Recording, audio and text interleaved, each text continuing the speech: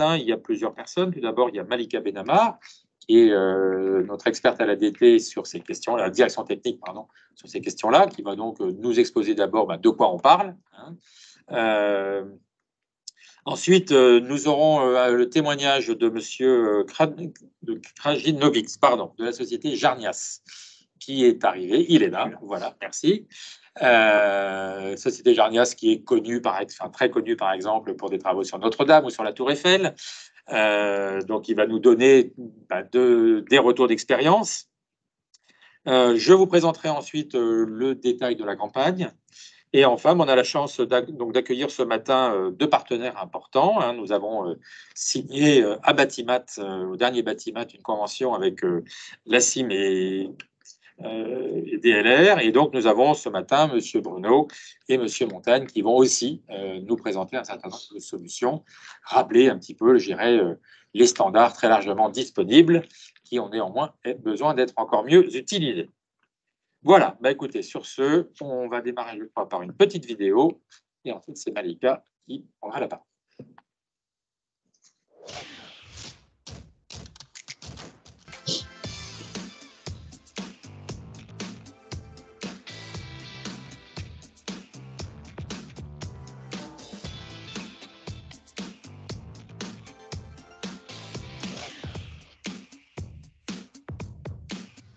L'hygiène, pour moi, c'est d'abord une question de respect.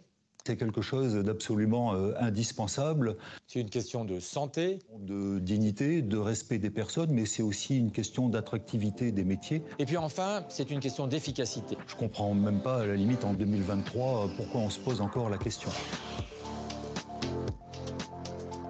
Moi, ça serait la paire de gants.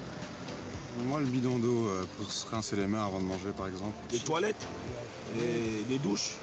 Au nettoyage. Inexistant. Pourquoi? Il y a des gens qui ne sont pas propres. L'hygiène, pour moi, c'est d'abord une question de respect, car l'hygiène, ce sont d'abord les besoins élémentaires de la personne humaine, et c'est la première chose que nous devons à tous les compagnons sur nos opérations. On n'a pas souvent de toilettes. Suivant ce qu'on a envie de faire, on trouve où est-ce qu'on peut le faire, et sinon, on se retient. La propreté sous le chantier, la façon de travailler proprement. Une question d'image. Quand on rentre sur un chantier, la tenue générale du chantier, la tenue des installations de chantier, la tenue des personnels sont ce que l'on remarque en premier. C'est très important pour l'image du chantier lui-même et bien entendu l'image des entreprises qui interviennent sur ce chantier. La sécurité des personnes, le fait qu'ils puissent travailler dans des bonnes conditions. Si on est sur un chantier, on a des personnes qui doivent travailler dans la propreté. Parce qu'un chantier propre, c'est forcément un chantier... on ne se trébuche pas, on sait où on marche, on sait où on va. Et puis enfin, c'est une question d'efficacité, car de la bonne hygiène, de la bonne organisation des installations, dépend aussi l'envie de venir chaque matin des compagnons. C'est très important pour notre image à nous, la tenue sur soi, les zones chantier, les sorties chantier, le chantier en lui-même. Pour moi, l'hygiène sur les chantiers du BTP, c'est un peu comme dans le sport. Pour être performant, il faut aussi une bonne hygiène de vie. Le nettoyage régulier. La base vie, la priorité, la base vie, d'avoir une base vie saine et... Base vie. Ah oui, la base vie. Si on prend l'exemple d'une petite équipe de foot amateur, si elle veut pouvoir organiser des compétitions, il va falloir respecter certaines règles. Le club va devoir penser à installation sportive, caractéristiques du terrain. Le terrain doit répondre à certaines normes. Il va falloir aussi penser à avoir des douches, des sanitaires, des vestiaires. Et puis également penser à l'accueil et les commodités pour le public. La question des vêtements est également préoccupante, parce qu'il va falloir des maillots personnalisés. Ça, c'est obligatoire. Mais c'est aussi très important pour l'appartenance à l'équipe. Et puis ces maillots, ils vont devoir être entretenus, lavés après chaque match. Pour être performants, les sportifs doivent également penser à boire pendant l'effort, après l'effort, manger équilibré, avoir des temps de récupération. Et puis se laver, quand on fait du sport, c'est juste normal. La douche, c'est systématique. Sur les chantiers du BTP, c'est pareil. Pour avoir des équipes performantes, il va falloir se préoccuper de l'accès à l'eau, de l'accès aux toilettes, de la base vie, de la qualité des pauses et des repas, et des vêtements de travail qui doivent être adaptés, propres et correctement entretenus. Ces bonnes conditions de travail en matière d'hygiène sont de plus des critères très importants pour le recrutement des jeunes et des femmes dans le BTP.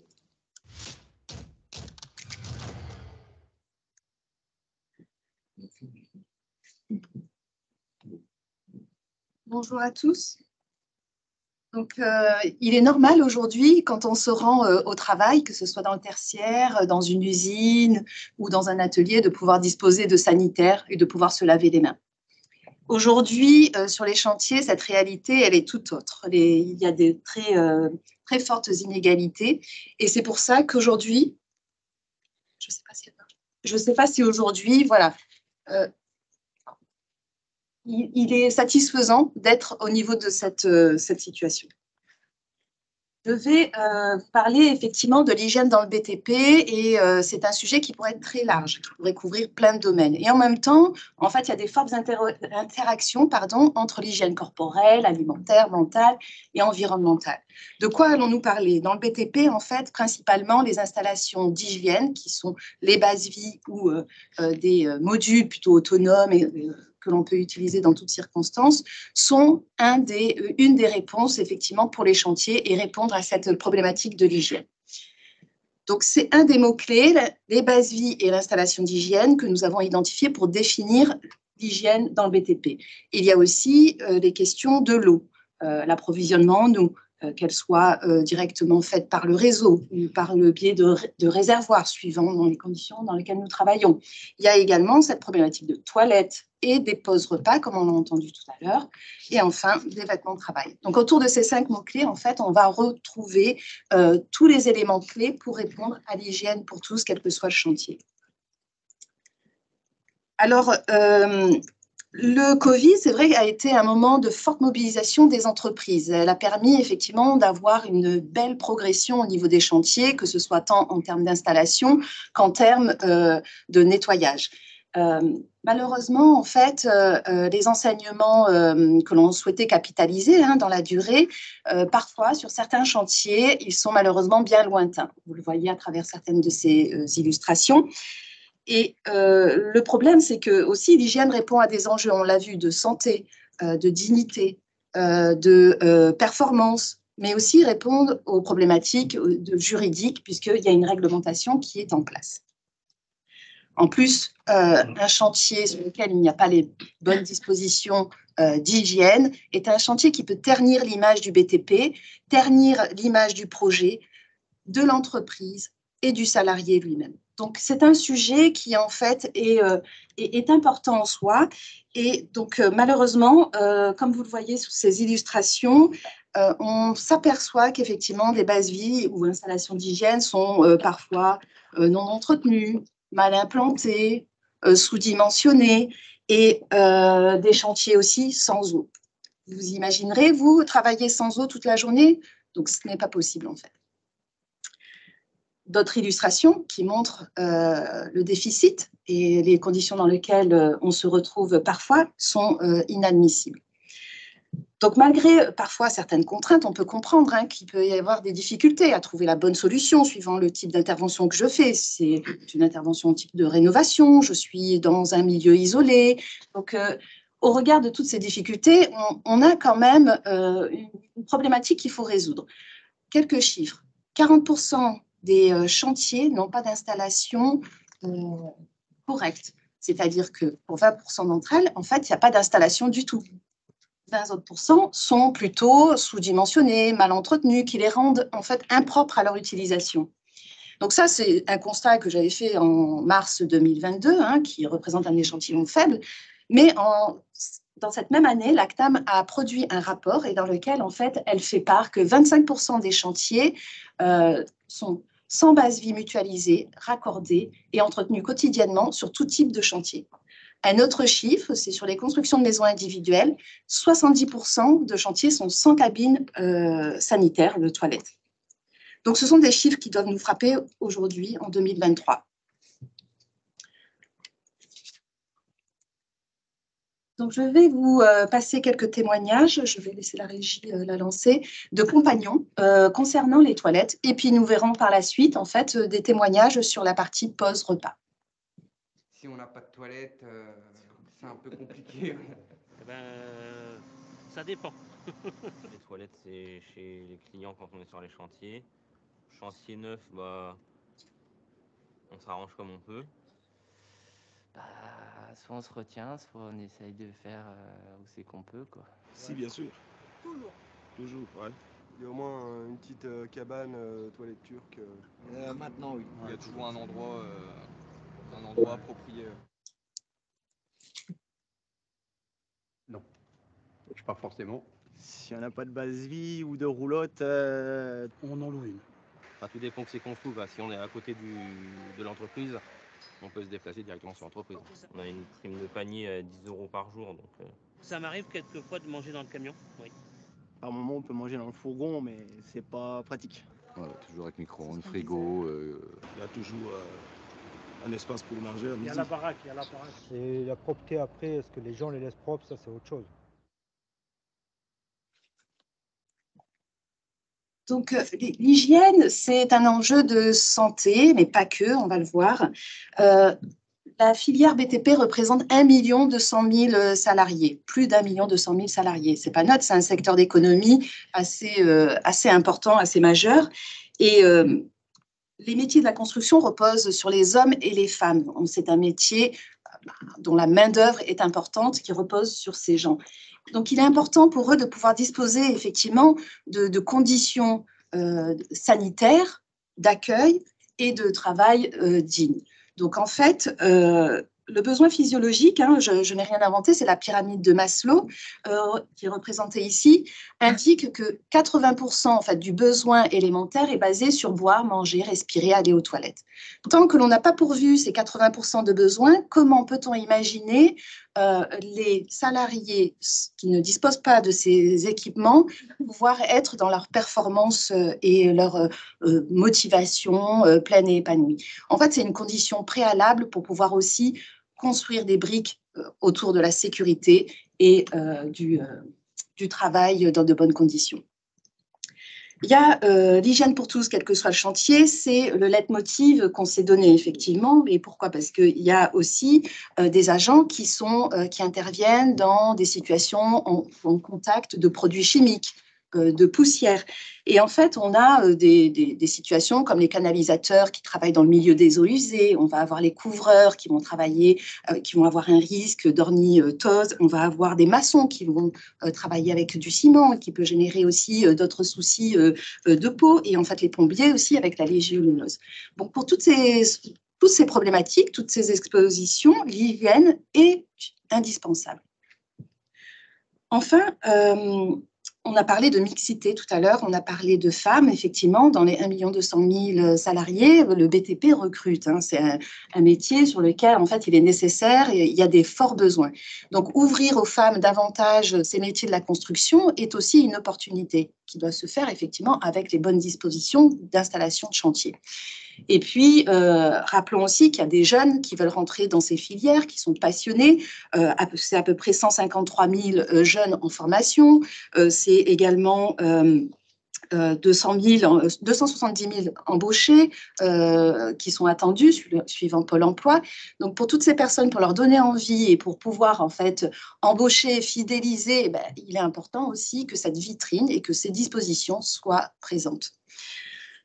L'hygiène pour tous, quel que soit le chantier, est donc essentiel. C'est aussi un gage de performance parce qu'on l'a vu avec cette pyramide de Maslow, c'est un élément qui permet d'être bien dans son travail, qui permet d'avoir plus de motivation. C'est une étude honnête qui le dit, pour 90% des salariés, c'est un critère important.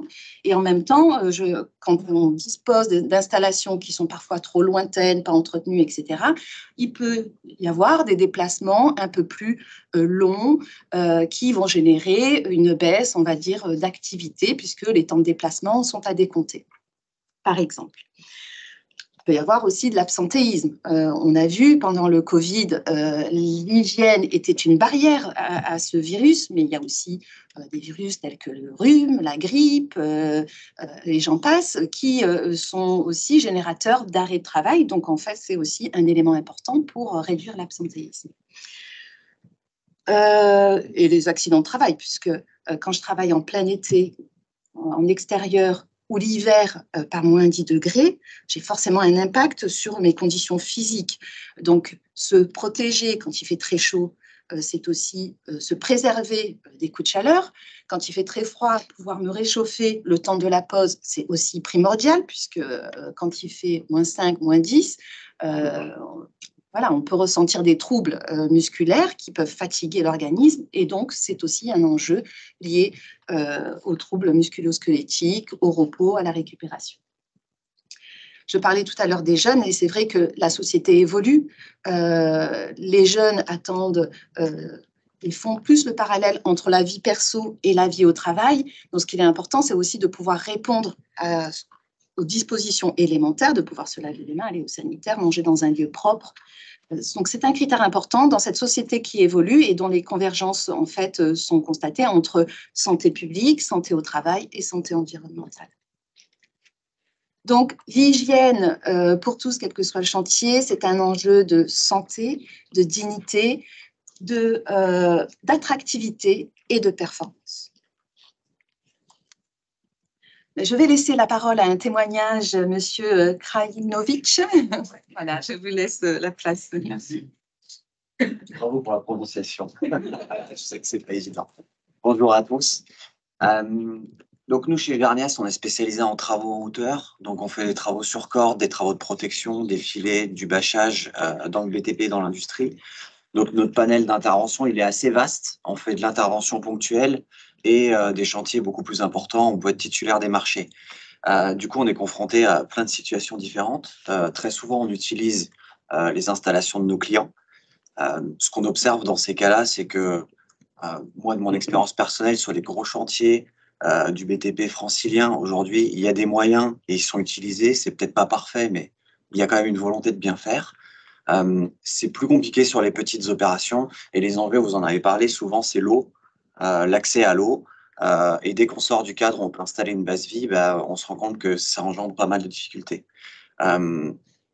Nous, quand on aborde un dossier, quand on se présente en tant que porteur du marché, l'installation de chantier, c'est vraiment, enfin, l'hygiène, on considère ça comme un prérequis avant toute chose. Donc, la première question qu'on se pose, c'est comment je m'installe, comment je prends possession des lieux, parce qu'en fait, c'est les fondations du chantier, quoi, hein. C'est par là qu'on passe avant d'aller faire quoi que ce soit. Et dans un second temps, on se demande qu'est-ce qu'on va aller faire sur cette opération-là, et potentiellement, quel impact ça peut avoir aussi derrière sur mes installations. On fait des allers-retours. Mais je pense que le point essentiel, c'est d'aborder ce sujet-là comme un prérequis. Je dois cocher cette case et après, je me demande ce qu'il faut que j'aille faire sur mon chantier. Nous, c'est ce qu'on essaye de faire, en tout cas. Donc, les solutions qui existent, il y a les bases vie en dur, mais il faut des fondations, c'est lourd, c'est bien pour les chantiers qui sont longs. Sur des opérations plus ponctuelles, nous, ce qu'on utilise beaucoup, c'est la roulotte de chantier. Ça marche bien. Et après, il y a des solutions encore plus mobiles. Il y a un autre point qui est très important, je pense, c'est d'aborder ce sujet en termes de gains et pas uniquement en termes de coûts. Parce que quand on a une entreprise, on le vit vachement mieux quand il y a un gain à la clé. Et en fait, des gains, il y en a beaucoup. Vous avez commencé à en citer quelques-uns. On a beaucoup parlé du Covid depuis le début, mais c'était une expérience vraiment marquante. On s'est bien rendu compte que se laver les mains, c'était important à ce moment-là. Et ça le reste encore parce qu'il y a encore des épidémies de gastro-entérite, de grippe, etc. J'en passe. Donc oui, c'est un moyen de lutter contre l'absentéisme. Et nous, quand on fait face à un challenge comme ça a été le cas lors du Covid, on essaie d'y trouver des solutions et de faire de ces solutions des nouveaux standards quand on peut. Donc par exemple, aujourd'hui, on continue à distribuer du gel hydroalcoolique parce que ça reste un moyen de lutter contre l'absentéisme. Et lutter contre l'absentéisme, quand on est une entreprise, c'est préserver sa capacité de production finalement. Donc là, il y a un vrai gain. Vous avez parlé des vêtements.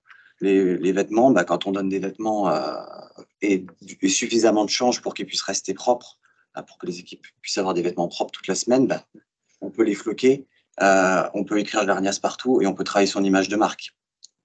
Comme les maillots des équipes de foot qui étaient cités dans la vidéo. Donc, on a un moyen de construire une image de marque.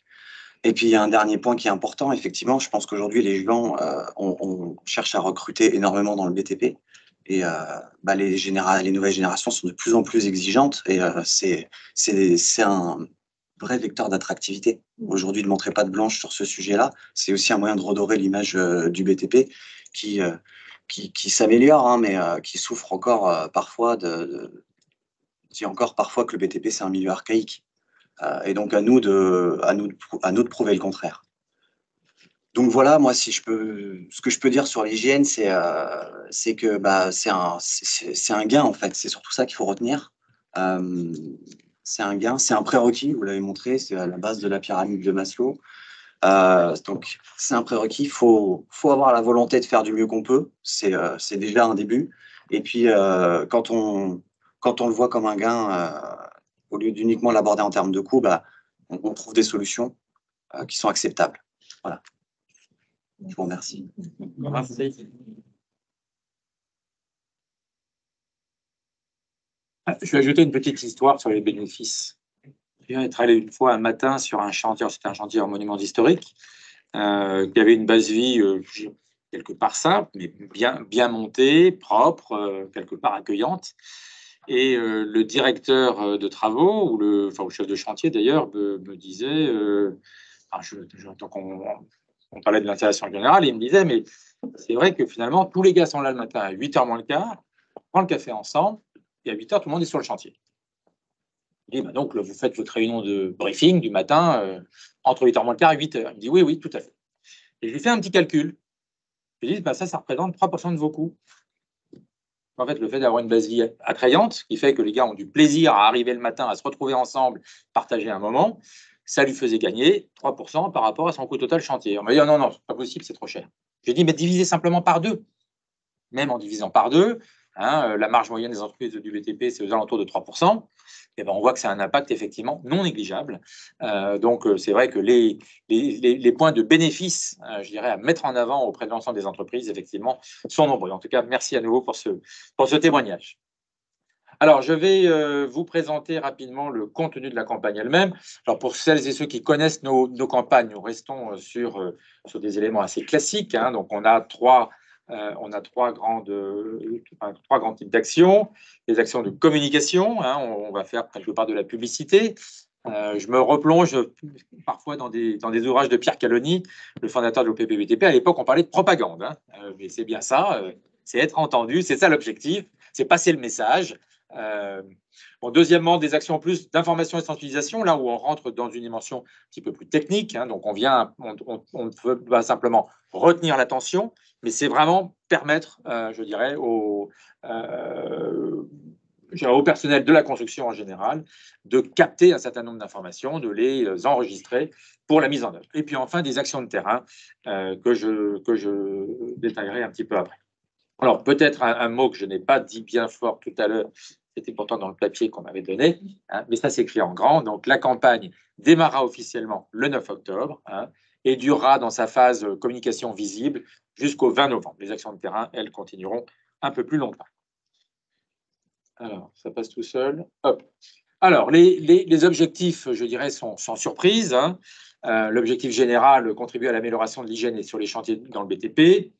Donc, il y a d'abord l'enjeu de la prise de conscience, et on est toujours très attentif à l'OPPBTP à faire valoir les bénéfices. Il s'agit de donner envie et non pas de contraindre. Donc, c'est je dirais, un élément fort de cette campagne, comme toutes les actions que nous mettons en OPPBTP.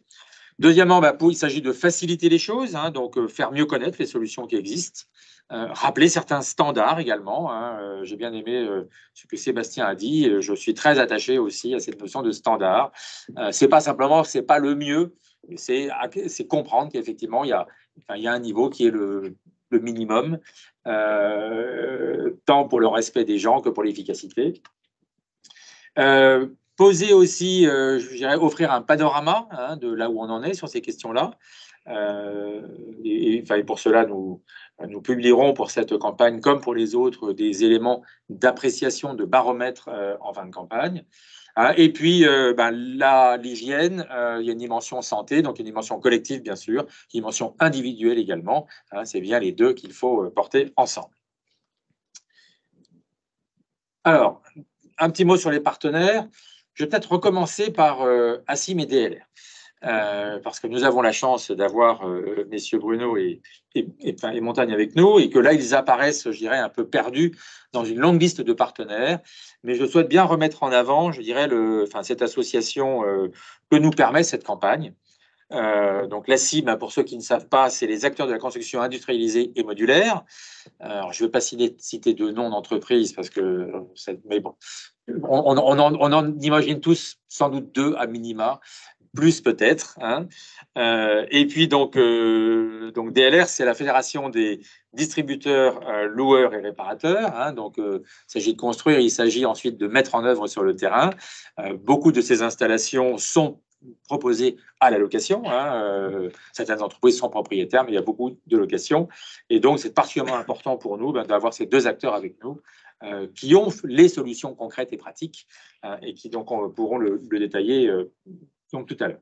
Bon, après, nous avons des partenaires qui sont un petit peu classiques. Hein, cette action rentre aussi dans le cadre du plan santé du travail numéro 4. Donc, nous avons l'État qui est à nos côtés. Nous avons bien entendu l'assurance maladie, que ce soit au travers de la direction de risque professionnel, donc direction nationale, que ce soit les CARSAT et la CRAMIF en Ile-de-France sur le déploiement de terrain dans les régions, et puis l'INRS, hein, également l'Institut national de recherche en sécurité, qui a aussi des bases documentaires tout à fait complémentaires et intéressantes, et qui se fait aussi au travers de ces relais de communication, le relais de notre campagne. Bon, nous avons les organisations membres du Conseil de l'OPP-BTP qui vont relayer la campagne également, hein. CAPEB, FFB, FNTP, SCOP côté patronal, et puis nos 5 syndicats, CFDT, CFE-CGC, CFTC, CGT et FO. Et puis enfin, nous avons 2 autres partenaires qui se joignent à nous. Il y a d'une part les services de prévention et de santé au travail, en particulier les services de prévention et de santé au travail du BTP, hein, qui nous sont plus proches nécessairement. Et puis, nous associons aussi un certain nombre de maîtres d'ouvrage, de maîtres d'œuvre, les coordonnateurs SPS, qui ont aussi une mission éminente à remplir dans ce cadre-là. Alors, sur la partie communication, je dirais comme à chaque fois, nous avons la chance d'avoir l'OPP une équipe talentueuse qui prépare beaucoup de supports. Vous en avez vu quelques-uns. Le premier film donc d'introduction, la vidéo est un support incontournable aujourd'hui, un support très efficace sur les réseaux sociaux. Les réseaux sociaux, bien sûr, c'est une capacité démultipliée d'aller toucher un public très large. Mais en complément, donc nous avons, dans l'ordre de ce qui est donc présenté, nous envoyons à chaque fois ce qu'on appelle la lettre de prévention BTP. Hein, c'est un double page avec une affiche, hein, parfois 2 affiches, que nous envoyons à toutes les entreprises adhérentes. C'est un support papier. On a eu quelques retours récemment qui montrent que le papier garde de l'utilité. Le papier, les choses sur le papier disparaissent parfois moins vite que sur nos appareils électroniques, hein, où les oubliettes électroniques sont assez redoutables. Donc, on envoie ça avec un message qui se veut aussi à chaque fois incitatif. On n'est pas dans un message institutionnel. L'objectif, c'est d'être opérationnel, à nouveau, montrer des solutions, donner envie. L'affiche est aussi un outil de partage au sein des entreprises. Bon, comme je l'ai dit, donc énormément de supports de communication, des affiches, hein, vous avez la collection complète qui est là, mais des petites bannières, des petites annonces, des mini-vidéos pour mettre sur les réseaux sociaux. Hein, bannière publicitaire, j'en ai dit un mot, et puis on va dire un mot sur les webinaires. Un petit mot sur le fond de la campagne. Hein, donc dans le BTP, l'hygiène, c'est notre chantier. Bien montrer d'abord que c'est le nôtre. Hein. Nous ne devons pas attendre que d'autres s'en saisissent pour nous. C'est un impératif pour nos entreprises. Et puis, on a illustré, je dirais, différentes situations. On n'a pas mis en avant particulièrement de situations, je dirais, d'hygiène ou de manque d'hygiène. Hein. L'important, c'est au travers des pictogrammes qui sont finalement les éléments clés, hein, d'attirer l'attention sur les espaces repas, la base vie, le lavage des mains, l'espace repas, l'eau potable et la base vie qui revient. On boucle la boucle. Et les toilettes qui ne sont pas là, tiens. Il en manque une. Alors ensuite, voilà, donc mais là on a les mêmes. Je ne me trompe pas, on a les mêmes. On a les mêmes, dans le même ordre. Non, pas dans le même ordre.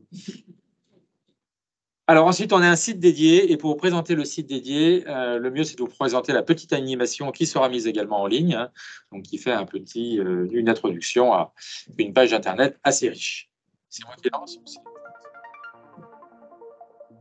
Bienvenue sur hygiènebtp.fr, votre plateforme dédiée à l'hygiène sur les chantiers. Vous allez y retrouver un grand nombre de ressources mises à votre disposition pour faire le point sur vos obligations en matière d'hygiène et découvrir des solutions adaptées. Ainsi, voici les 5 questions à vous poser avant de choisir votre base vie pour votre chantier. Un guide complet est disponible pour vous accompagner dans votre choix. Si vous souhaitez aller plus loin, 3 webinaires sur l'hygiène sont organisés. Vous pourrez échanger avec un expert de l'OPPBTP et des services de santé. 5 types d'équipements existent pour équiper vos chantiers. Découvrez-les en cliquant sur l'installation qui vous intéresse le plus. Et pour sensibiliser vos équipes, des supports de communication existent comme des affiches, des e-learning et un guide complet. Une boîte à outils est également disponible avec toutes les ressources organisées dans 3 catégories: accès à l'eau, vêtements et base vie. Vous pouvez filtrer les contenus en fonction du format, tels que les affiches, les fiches pratiques et les vidéos.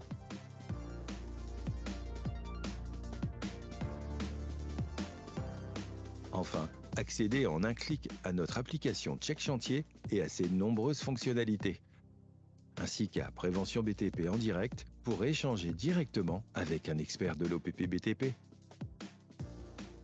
Rendez-vous sur le site hygiènebtp.fr pour découvrir toutes nos solutions.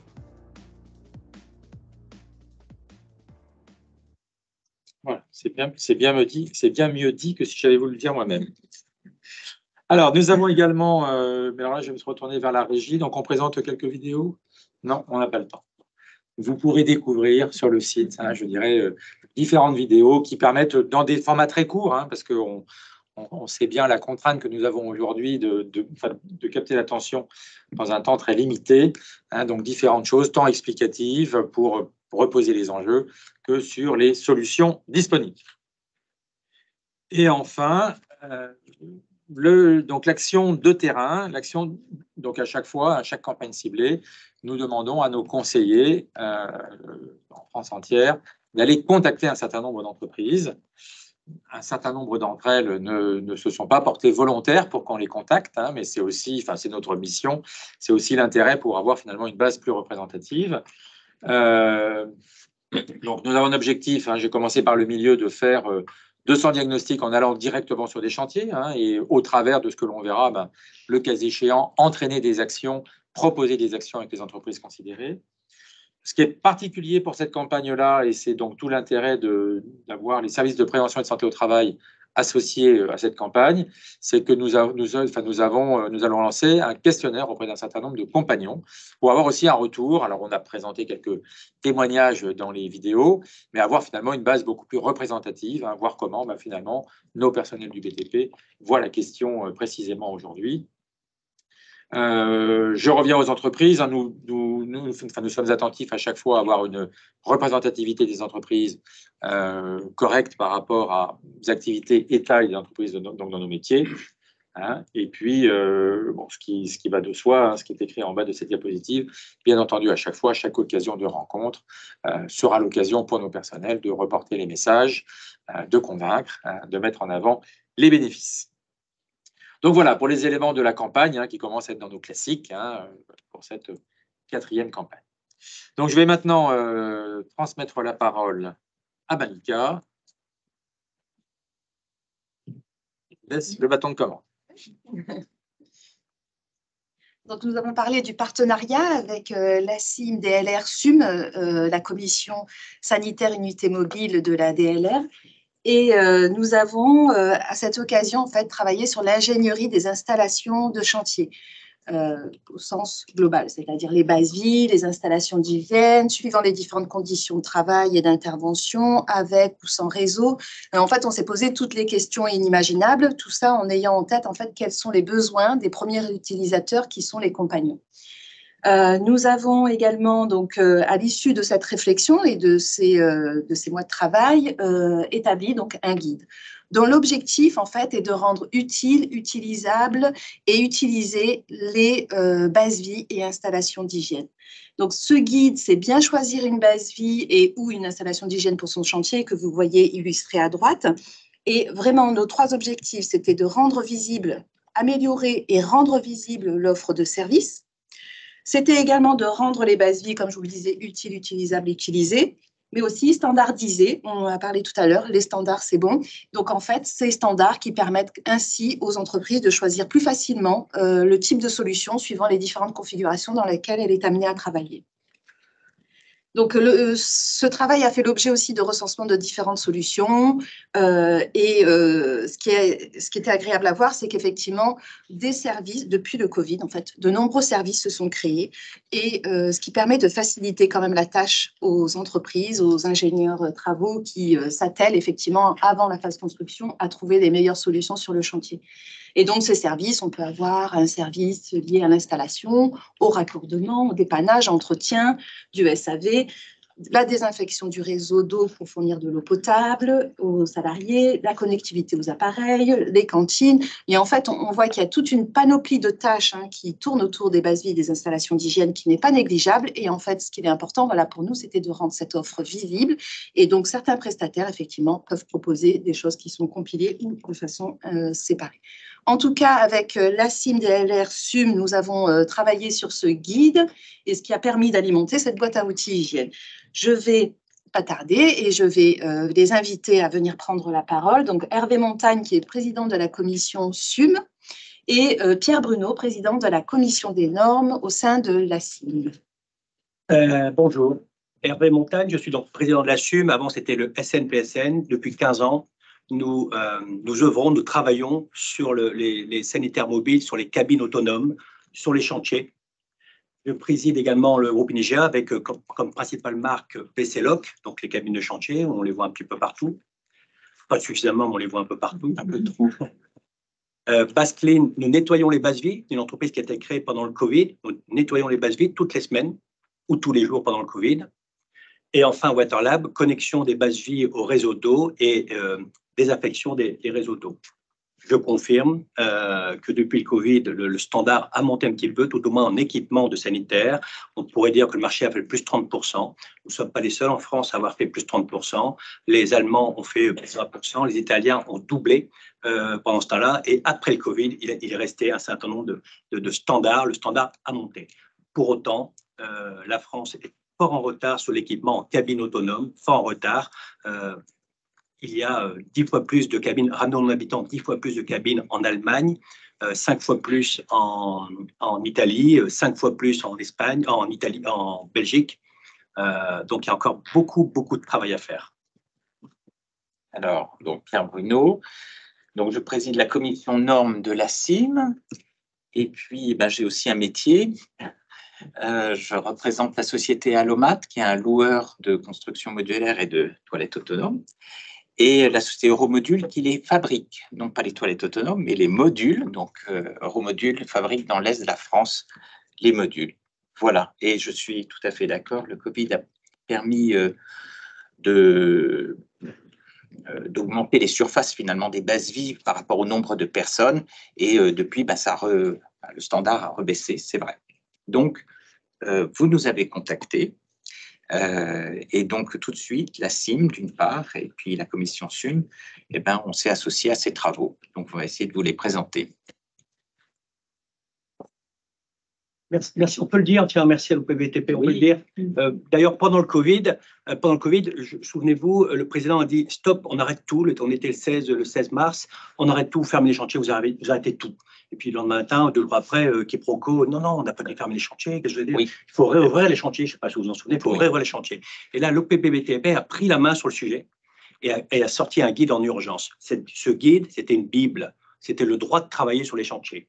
Le droit de travailler sur les faisait 22 pages, c'est le droit de travailler. Et ce jour-là, merci à l'OPBTP d'avoir lancé ce guide qui a permis à un nombre de travailleurs de reprendre le travail.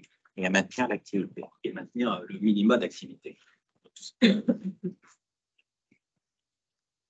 Trois familles sur l'hygiène sur les chantiers, la cabine autonome qu'on appelle aussi WC de chantier. Dans le temps, on disait cabine WC chimique, c'est interdit. Ça fait 15 ans qu'on ne prononce plus ce mot-là dans la profession. Il n'y a rien de chimique dans nos produits. Il y a un surodorant, c'est avant station d'épuration, c'est propre. Il n'y a rien de chimique. C'est cabine autonome. Après, nous avons la base vie mobile ou encore la roulotte de chantier. enfin, la base vie modulaire, que tout le monde connaît également, qui, elle, est plus fixe et qui fonctionne en module ou en bungalow. Alors, c'est à moi. Effectivement, c'est le principe général de cette action, c'est à chaque chantier, on trouve sa solution d'hygiène. Vous avez ici un tableau qui récapitule l'ensemble de nos travaux et des offres possibles, avec en premier une question sur est-ce que le chantier va durer moins de 4 mois ou plus de 4 mois. Ça, c'est vraiment un premier point assez important. Deuxième question, est-ce que le chantier est accessible?